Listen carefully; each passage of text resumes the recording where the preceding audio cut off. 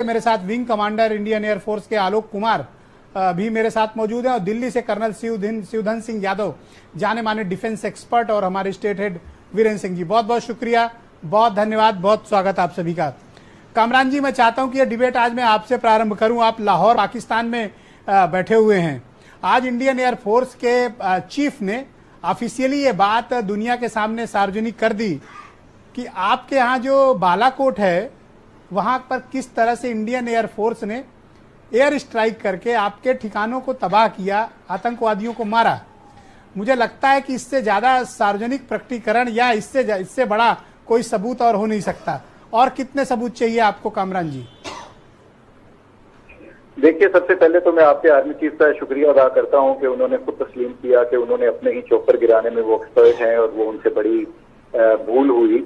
मैं उम्मीद करता हूं कि वो बाकी अपनी गलतियों को भी तस्लीम करेंगे जो उन्होंने माजी में दोहराई, और खासतौर से फरवरी में जिस दौर का आप जिक्र कर रहे हैं। वीडियोस इतनी देर बाद कहां से बनी और कैसे बनी, वो यकीनन उसके भी जब मंजर-ए-आम पे आएगी और पाकिस्तान भी उसके ऊपर रद्द-ए-अमल देगा तो पता चल जाएगा। क्योंकि जो हमारा मीडिया और आजाद मीडिया, वहां पे इंटरनेशनल मीडिया ने भी विजिट किया, वहां चंद दरख्तों और एक